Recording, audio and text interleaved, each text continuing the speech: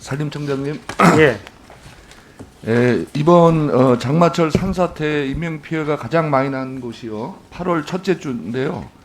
저희 의원실에서 8월 2일부터 8일까지 사고 자료를 한번 분석해 봤어요. 이제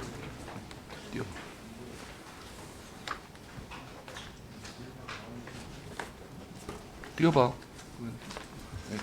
지금 사고 첫째 주에 난 사고 지역이 9군데인데 피해 지역의 산사태 위험 등급은 5등급이에요, 대부분. 그런데 발생 지역의 산사태 위험 등급은 1등급에서 2등급 또는 자료가 없거나 이렇게 되거든요. 그런데 이제 피해 지역은 어차피 토사가 쓸려 나와서 산사태가 일어났다고 보면 발생 지역은 1, 2등급인데 왜 사방 공사가 전혀 이루어져 있지 않죠? 예, 사방 공사가 전혀 안 이루어졌어요. 내용을 잘 아니 저희들이 저기 1, 2등급이라고 해서 다 사방 사업을 하는 건 아니고요. 예. 지방자치단체에서 산사태 취약 지정 조사를 신청을 하게 되면 저희들이 그 지방자치단체 산사태 취약 지역 조사를 하고 그 산사태 취약 지역으로 지정이 되면 거기에 사전적으로 예방 사업을 사방 사업이나 다른 사업을 그렇게 추진하고 있습니다. 자, 그걸 문제로 지적을 하는 거예요. 왜냐하면 예. 산림청에서 이번 기회에 전체적으로 기초조사를 다시 하셔서 지자체 신청이 안 하면은 지금은 안 되는 구조로 돼 있잖아요. 지자체가 신청을 하도록 돼 있으니까 그 체제를 한번 전반적으로 재검토해 보시라는 얘기입니다. 예. 예. 그다음에 이제 다시 한번 그 그림을 한번 보시면 이게 이제 전남 곡성 산사태 피해 지역이에요. 이제 도로공사가 국토부에서 하고 있다가 500m에 이제 흙이 쓸려 내려와서 밑에 지역이 이제 피해를 입은 건데 도로공사는 국토부, 산림청, 그다음에 이제 행안부가 다 복합적으로 관련돼 있고, 자 다음에 보시면 산사태 재해위험 정보 체계도 산지는 산림청, 도로, 철도, 비탈면, 그다음에 시설물은 국토부, 그다음에 절개 지역 인공 비탈면, 뭐 시설물 관리는 행안부 이렇게 해서 나눠서 관리하고 있는데. 문제는 산사태 위험 지도를 업데이트하는 게 주기가 1년이라 예를 들어서 지난 겨울에 산지를 절개해 놓고 도로공사를 시행을 하고 봄에 그 밑에다 주택을 지면 정보가 업데이트 될 수 없는 구조라는 거죠. 이거 문제점이 있는 거 좀 알고 계세요? 예. 그래서 관련 부처 시스템을 전체적으로 연계하면 될 것 같은데 이것도 한번 적극 검토해 보시기 바랍니다. 예. 홍콩에 그렇게 하고 있거든요. 그래서 저희들이 이제 산사태 취약 지역을 그동안에 이제 산지만 했는데 지금 관련 부처하고 이번에 협의를 해서 말씀하신 대로 행안부의 급경사지랑 국토부의 도로나 이런 부분들도 같이 이제 검토를 하도록 그렇게 예, 계획을 통합적으로 잡았습니다. 한번 해보시기 바라고요. 그 다음에 이제 하나 더 보시면 산지관리법 시행령상 산지 평균 경사도가 25도 이하일 때만 건축허가를 받을 수 있죠. 그렇게 돼 있거든요. 예. 그런데 일가족 3명이 사망한 가평의 펜션은 허가를 경사도가 10도에서 15도 정도라 허가를 받았어요. 그런데 펜션 위쪽에 있는 암석 경사도가 30도에서 40도였고 그리고 펜션 위쪽에 일반 임야보다 물 흡수량이 훨씬 더 많은 과수원이 또 존재하고 있어서 과수원 이쪽에서 산사태가 발생해서 과수원 쓸고 내려오고 그게 이제 펜션까지 내려온 건데 이게 전체적으로 이 경사도에 대한 것을 재검토할 필요가 있고요. 또 하나 지자체별로 보면 지자체에서는 지금 법이 허용하는 최대치를 지금 개발 허가를 내주고 있거든요.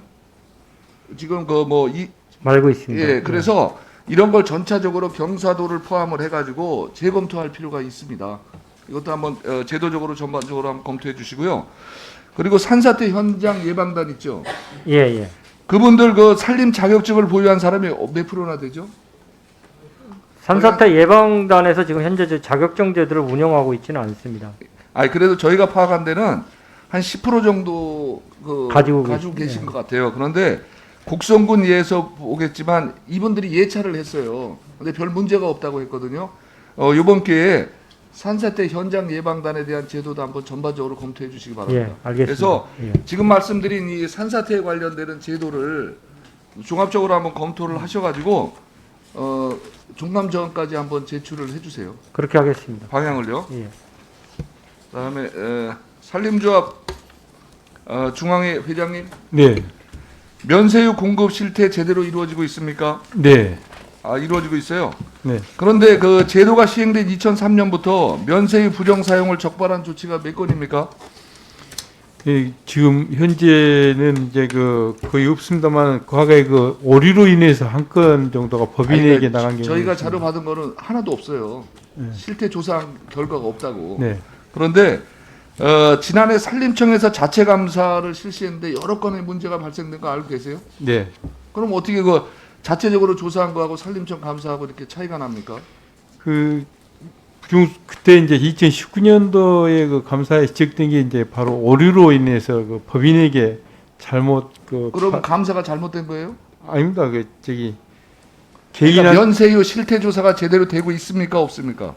하고 있습니다. 1년에 두 차례. 아니 제대로 근데 왜 하나도 찾아내지 못해요? 그게 무슨 실태 조사예요? 제가 다시 이게 내용을 잘 파악을 안 되시는 모양인데 산림청장님 감사 내용하고 산림중앙의 그 차이가 많이 나거든요. 한번 좀 챙겨 보셔야 챙겨보도록 그렇게 하겠습니다. 자, 그다음에 산림조합 중앙회 회장님 다시 질문 드릴게요. 네. 임업용 면세류를 판매하고 있는 주유소를 누가 지정을 합니까? 과거에는 이제 중앙회에서 하고 있던 것을 그 지역본부장한테 예, 이행해서 그럼 하고 뭐죠? 있습니다. 예. 어쨌든 조합에서 지정을 하시는 거죠. 네, 네, 자, 그러면 판매 주유소가 전국에 한 2,000개 정도 되는데요. 네. 가짜 석유를 면세유로 해서 판매한 데가 몇 군데나 되죠? 이제 저희들이 그 가짜 그 휘발유를 판매하는 그 주유소에 대한 그 정보가 없어가지고요. 예. 아실 수가 없는 구조로 예, 돼 있어요. 네. 산림청장님 이것도 좀 같이 협업을 좀 하실 필요가 있는 게 산림통상부하고 석유관리원에서 하는 이 부정 휘발유 판매에 대한 정보가 산림조합하고 공유가 안 되거든요. 예. 그러다 보니까 이 부정 석유를 팔았는데도 불구하고 면세류도 계속 공급하고 있는 그런 문제가 있어요. 그걸 한번 실태를 한번 보시고 산자부하고 석유관리원하고 어떻게 협업하실지 그 방안도 한번 검토해서 의견을 제출해 주시기 바랍니다. 예, 면밀히 한번 보도록 하겠습니다. 예. 네, 명성기 의원님 수고 많이 하셨습니다. 이어서 강원도 속초시 인제군 고성군 양양군 출신 존경하는 이양수 의원님 질의해 주시기 바랍니다. 주십시오. 예, 산림청장님, 예, 네, 산림청이 갖고 있는 산불지나 헬기가 몇 대예요? 48대입니다. 예, 그러면 이것 외에 지자체가 자체 예산으로 운영하고 있는 헬기는 몇 대입니까? 68대. 68, 예. 한번 보실래요? 68대인데 항공기 기령이 어느 정도 되는지 알고 계세요? 사실은 항공기 헬기 같은 경우는 계속 아니 알고 계시냐고 물었잖아요. 모른다 알다 얘기를 하시면 되지. 평균 지자체가 갖고 있는 임차하는 항공기 33년이에요. 33, 예. 네, 33년이고 강원도가 가지고 있는 가장 오래된 운영 중인 헬기가 58년이에요.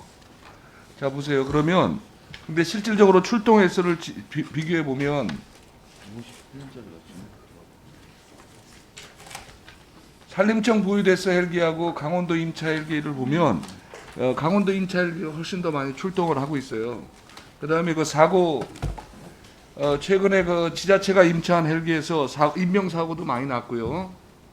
자 그러면 미 연방 항공국에 따르면 헬기 기령이 30년 이상이면 14년 이하일 때보다 사고 확률이 100배 이상 높다고 하는데 지금 지역에서 지자체가 임차해서 운영하는 헬기에 대한 어떤 대책이 필요하다고 보지 않습니까?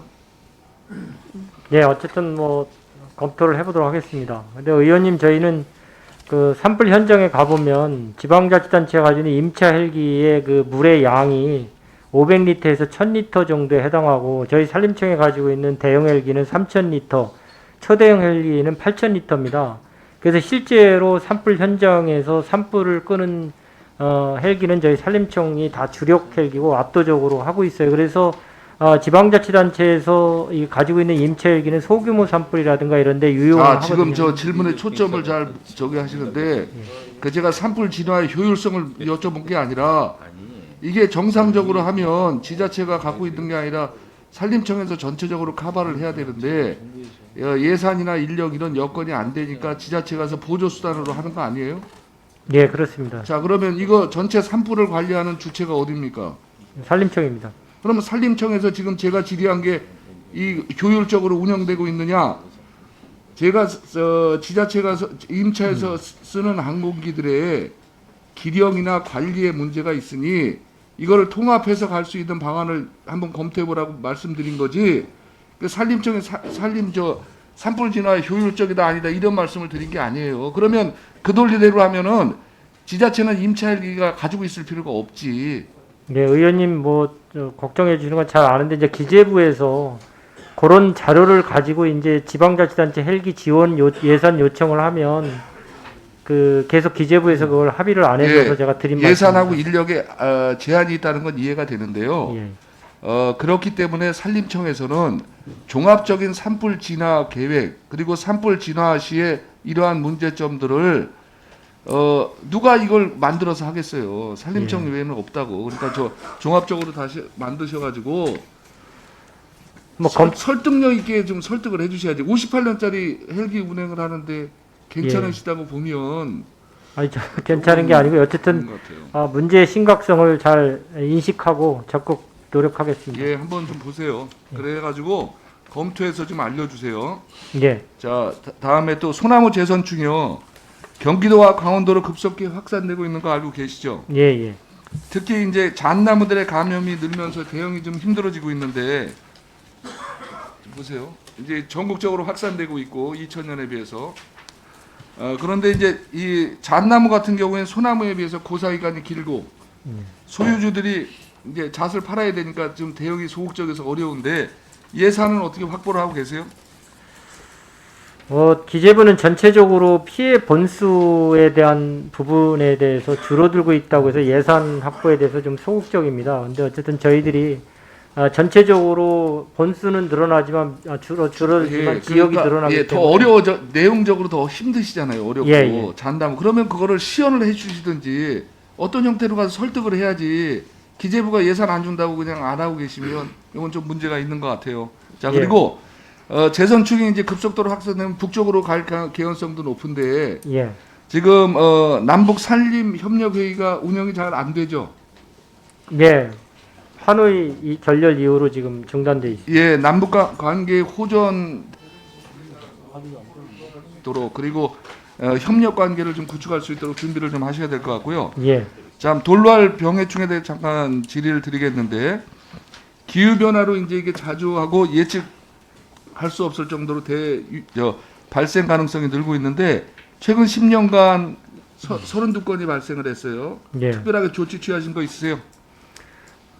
저희들이 이제 의원님 조금 설명을 좀 드릴까요? 아니 제가 그럼 질문하고 설명을 해주세요. 이게 중요한 게 이제 예측 가능성이 좀 있어야 될 것 같아요. 예보. 그런데 실질적으로 보면 예측 가능성을 높일 수 있으려면 담당 인력도 있어야 되고 산림청 내에 그리고 지자체에도 부족한 인력을 지원할 수 있는 어떤 그런 인력 지원 체계 그다음에 필요한 예산이 다 필요할 것 같은데 종합적으로 한번 말씀해 주시죠. 이거 포함해가지고. 저희들이 이제 돌발 해충에 대해서 돌발 해충을 방제를 해야 되느냐 말아야 되느냐 하는 기본적인 원론적인 고민이 좀 필요합니다. 왜냐하면 저희들이 병해충학을 배울 때 병해충학을 담당하는 교수님도 방제 이익이 방제 비용보다 커야만 병해충 방제는 하는 거잖아요. 근데 이제 지난번에 매미나방이라든가 대나무벌레 같은 경우는 사실은 나무를 치명적으로 죽이지는 않거든요. 이게 이제 사실은 그 주민들이 그게 벌레가 혐오스럽다 해가지고 이제 민원이 많이 들어와서 그런데 저희들은 기본적으로 정부 예산이 들어가는 거기 때문에 꼭 살려야 되는 나무를 죽이는 그런 병해충에 대한 적극적인 방제를 하지만 여러 가지로 병에 치명적이지 않고 또 방제 비용보다 방제 수익이 작을 때는 정책적으로 예산을 투입하는데 우선순위를 저희들이 낮게 잡고 있고 이 부분은 제가 지금 소나무 재선충병이나 솔리복파리 같은 치명적인 병 예산도 적기 때문에 다른 돌발 해충에 대해서 적극적으로 예산을 따는데 제가 지시하진 않았습니다. 여러 가지 민원도 많이 들어오고 언론에서도 지적은 하지만 근데 이제 기후변화에 따라서 그런 돌발 해충들이 앞으로 또 나무의 치명적인 해충이 될 수가 있기 때문에 그 부분에 대한 연구라든가 앞으로 어떻게 할 거는 우리 과학원의 담당 연구부서나 민간 쪽의 그 R&D 부서하고 해서 그런 쪽에 준비를 해 나가도록 하겠습니다. 그건 예를 들어서 그런 게 다 해놓고 나서 이 뒷북이 될 수밖에 없는 거 아니에요. 지금 말씀대로 하면 사전에 어떤 일가보다 뒷북이 될 가능성이 많아요. 이제 그럴 개연성도 있습니다. 그것도 대책을 조합감사장까지 한번 줘보세요. 그렇게 하겠습니다. 예, 예. 네, 수고하셨습니다. 수고하셨습니다. 이어서 이양수 의원님 질의해 주시기